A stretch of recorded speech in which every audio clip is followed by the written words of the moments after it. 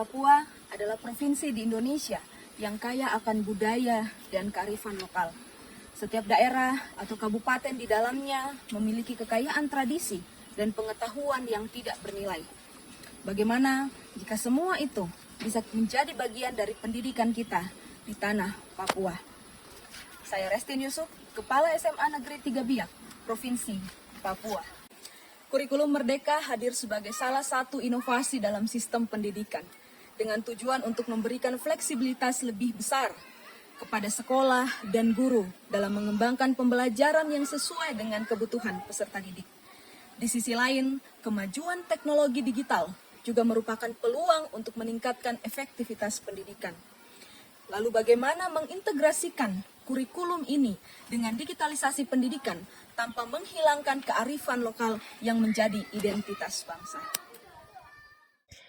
Seperti halnya di SMA Negeri 3 Biak yang sejak 2022 telah mengadopsi penerapan kurikulum Merdeka yang berkolaborasi dengan kurikulum 2013 dan kemudian menerapkan secara penuh kurikulum Merdeka pada tahun 2023. Konsep penting dalam dunia pendidikan yang merupakan prinsip kurikulum Merdeka, yaitu kodrat alam dan kodrat zaman. Kedua konsep ini adalah inti dari pemikirannya tentang pendidikan yang holistik dan kontekstual. Saat mulai bertugas di SMA Negeri 3 Biak, sebagai kepala sekolah, saya dapat melihat berbagai kondisi yang tentu perlu ditingkatkan sesuai dengan kurikulum Merdeka, serta mewujudkan visi sekolah kami, yaitu mewujudkan sekolah unggul yang berbudaya dan berwawasan lingkungan hidup dengan terciptanya profil pelajar Pancasila. Namun dengan komitmen sekolah ini, tentu di lapangan kami menemukan banyak sekali tantangan yang harus diselesaikan.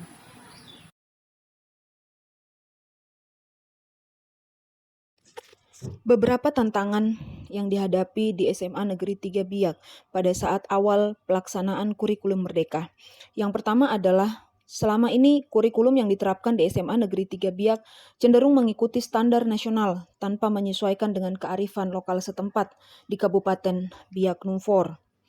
Yang kedua, selama ini ekosistem sekolah, baik guru, TU, komite, dan peserta didik, memiliki pola pikir yang selalu berfokus pada apa yang kurang dari sekolah tersebut, sehingga mereka lupa bahwa setiap sekolah punya potensi dan sumber daya yang berbeda.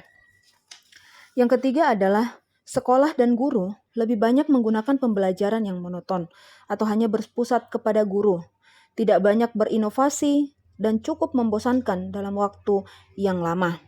Hal ini membuat peserta didik tidak bisa berinovasi dalam pembelajaran dan fokus pada pendidikan mereka.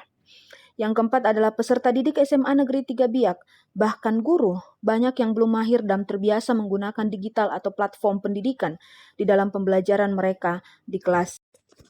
Dari berbagai tantangan yang ada, sebagai kepala sekolah, tentu saya perlu memikirkan berbagai solusi dan inovasi untuk kemajuan sekolah kami menuju transformasi pendidikan. Hal-hal yang dapat saya lakukan yang pertama adalah meningkatkan kompetensi diri sebagai kepala sekolah melalui berbagai pelatihan terkait dengan Merdeka Belajar, terutama dari bekal mengikuti berbagai program pusat untuk meningkatkan kompetensi diri seperti mengikuti kegiatan pembatik dan menjadi duta teknologi sejak tahun 2019. Serta melibatkan diri dalam program guru penggerak sebagai guru penggerak dan fasilitator sejak tahun 2020. Saya juga banyak belajar kepada kepala-kepala sekolah yang lebih senior dan memiliki pengalaman yang banyak untuk menghadapi tantangan yang ada di lapangan, yaitu pemetaan aset sekolah.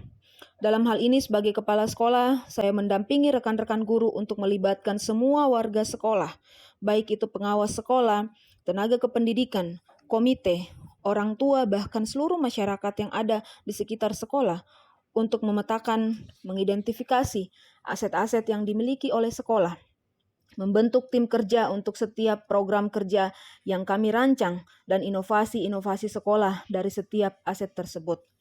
Beberapa hal digitalisasi yang kami laksanakan di sekolah, Yang pertama adalah sekolah kami, SMA Negeri 3 Biak, menjadi satu-satunya sekolah di Kabupaten Biak Numfor dengan pelaksanaan asesmen sumatif sekolah berbasis digital dengan menggunakan 400 lebih tablet untuk semua peserta didik. Sekolah kami juga menjadi sekolah pertama di Kabupaten Biak Numfor yang menggunakan absensi datang dan pulang dengan sistem online untuk seluruh GTK dan peserta didik yang ada.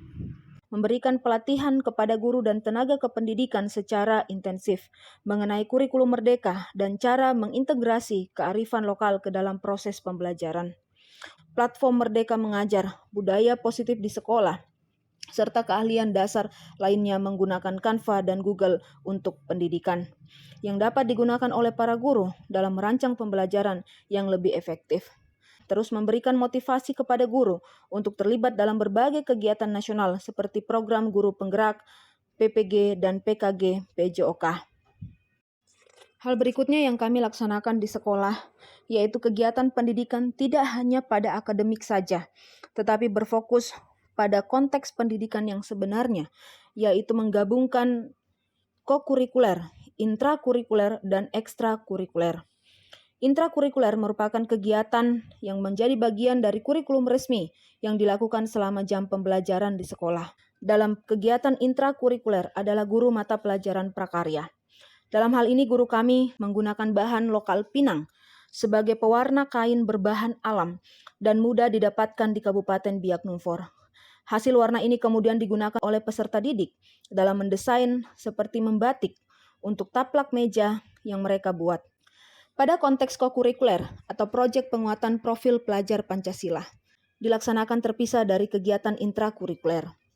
Untuk tahun 2023, kami mengangkat beberapa tema termasuk kearifan lokal budaya Biak Numfor.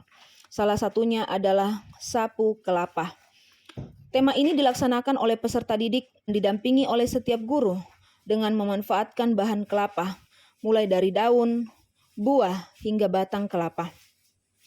Beberapa produk P5 yang dapat kami rancang adalah minyak kelapa lokal, dodol kelapa, dan pembuatan tirai atau piring dari lidi dan kelapa. Semua produk ini juga kami gandengkan dengan makanan lokal daerah yang dibuat oleh peserta didik. Pada kegiatan ekstrakurikuler, SMA Negeri 3 Biak mengangkat ekstrakurikuler seni. Guru melatih peserta didik untuk meningkatkan kompetensi diri dalam hal seni dan budaya di Papua. Hasil dari ekstrakurikuler ini kemudian telah memperkaya pengetahuan peserta didik dalam hal tarian Nusantara, termasuk tarian Papua dari Kabupaten Biak Numfor dan tarian lainnya. Dari kegiatan di atas, kami kemudian menggandengkan dalam satu festival panen karya. Pembelajaran peserta didik yang mengangkat digitalisasi dan berbasis kearifan lokal dengan menggabungkan antara intrakurikuler, kokurikuler, dan ekstrakurikuler menjadi kolaborasi yang luar biasa bagi kami untuk membekali peserta didik dalam peningkatan akademik dan karakter mereka. Sebagai kepala sekolah, saya berusaha untuk kemudian menjalin kemitraan dengan komunitas lokal, mengadakan program-program yang melibatkan partisipasi aktif dari peserta didik, seperti proyek pelestarian lingkungan, festival budaya, program sekolah sehat, dan sekolah adiwiyata. Setelah 2 tahun pembelajaran ini, kami dapat melihat peningkatan yang signifikan dalam pemahaman dan apresiasi peserta didik terhadap kearifan lokal, tetapi juga peningkatan digitalisasi pendidikan yang ada di sekolah. SMA Negeri 3 Biak juga berhasil menciptakan lingkungan belajar yang tidak hanya berfokus pada akademik, tetapi juga pada pengembangan karakter dan identitas budaya peserta didik. Hal ini menunjukkan bahwa kurikulum merdeka dengan digitalisasi pendidikan berbasis kearifan lokal dapat menjadi solusi yang selektif untuk pendidikan yang lebih inklusif dan yang relevan.